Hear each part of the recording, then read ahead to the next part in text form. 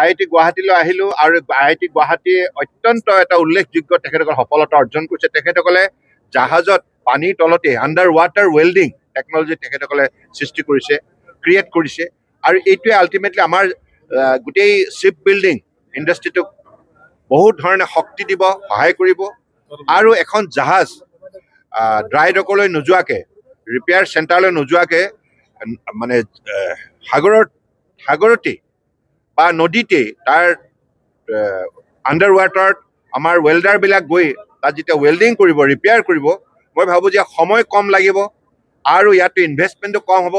আৰু ফলত জাহাজখনৰ গতি বৃদ্ধি কৰাৰ ক্ষেত্ৰত ই সহায় কৰিব গতিকে গোটেই